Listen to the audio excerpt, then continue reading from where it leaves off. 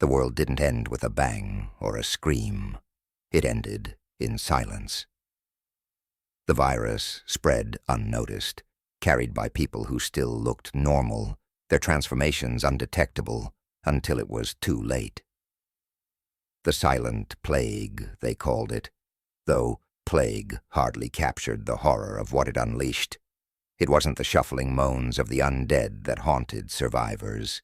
It was the eerie, oppressive quiet. Elise crouched in the shadow of a crumbling storefront, her breath shallow, straining to catch any sign of movement. Around her, the city lay in ruins, its once bustling streets choked with debris and dust. The silence pressed in on her, a suffocating weight. It was worse than darkness. Darkness you could escape with light. This silence was inescapable. She clutched her crowbar tightly, its steel cool against her sweating palms. The tool was a relic of her old life as a mechanic, a time when the loud hum of machines had been a comfort, not a liability. Now even the faintest clink of metal against stone could be a death sentence. The silent ones moved without sound, no rustle of clothes, no crunch of gravel beneath their feet. They seemed to glide, their empty, unseeing eyes scanning for the slightest movement. They didn't attack with rage, but with chilling precision, their silent ambushes leaving no time for escape. By the time you saw them, they were already too close. Elise's destination was a pharmacy, barely a block away. Supplies were dwindling, and their group was desperate for antibiotics.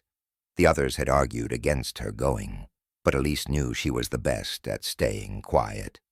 She had trained herself to step lightly, to control her breathing, to move like a shadow. The pharmacy loomed ahead, its windows shattered, shelves ransacked. Elise eased her way inside, careful not to disturb the glass shards underfoot. Her eyes darted around the dim interior. A faint beam of sunlight illuminated rows of empty shelves, but in the back she saw a small cabinet that might still hold something valuable. She moved toward it, her every step deliberate, her ears straining for any hint of movement. As she reached the cabinet, her fingers trembling as she opened it, a wave of relief washed over her. A small bottle of amoxicillin sat untouched, its label coated in dust. The relief was short-lived. A flicker of movement caught her eye in the cracked mirror on the cabinet door. She froze, her heart pounding. Slowly she turned her head. It stood in the doorway, its lifeless gaze fixed on her.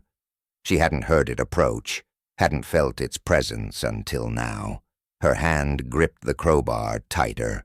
She knew better than to scream. No one would hear her, and the sound would only draw more. Elise took a step back, her eyes locked on the silent one. It moved toward her, its silence more terrifying than any growl or snarl. She had seconds to act. In the stillness, she swung the crowbar with all her strength. The steel connected with the silent one's head, the sickening thud reverberating in the quiet like a gunshot. The creature staggered but didn't fall.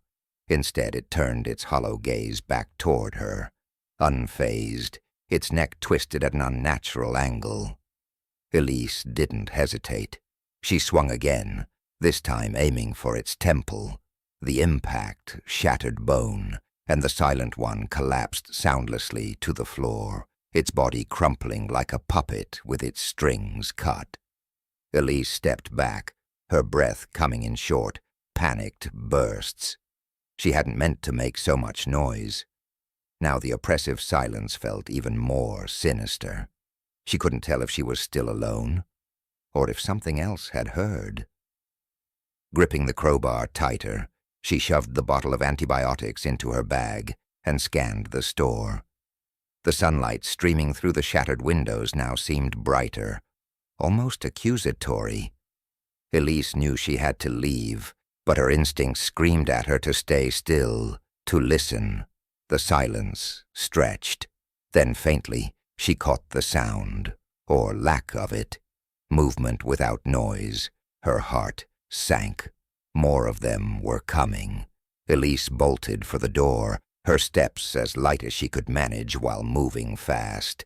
Outside, the street was empty, but she knew better than to trust her eyes. She ran toward the alley she had come through, sticking close to the shadows, her ears strained for the silent predators she knew were closing in.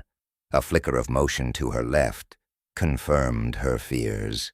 A silent one emerged from the shadows, its head jerking toward her like a broken marionette. Another appeared ahead, stepping into the alley. Elise's escape route was closing, but she refused to panic. Panic was a death sentence. She turned sharply, darting into an adjacent building. Inside, the air was stale, the space cramped and littered with debris. She climbed a rickety staircase, hoping to find a rooftop exit. As she reached the top floor, she found what she was looking for, a window that opened onto a neighboring roof. She pushed it open, the hinges creaking softly, and slipped outside. Below, the silent ones were gathering, their heads tilting upward as if sensing her presence. Elise didn't linger. She moved across the rooftop, leaping to the next building.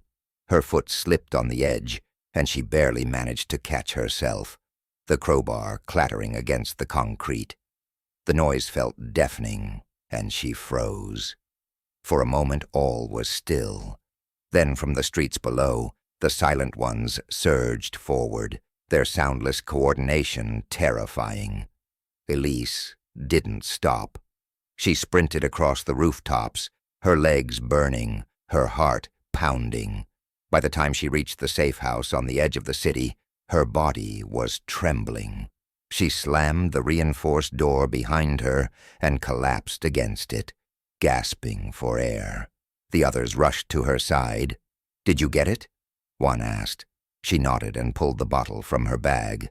"We've got a chance," she said, her voice hoarse. But as she sat there, listening to the silence outside, Elise knew the truth. Survival was fleeting.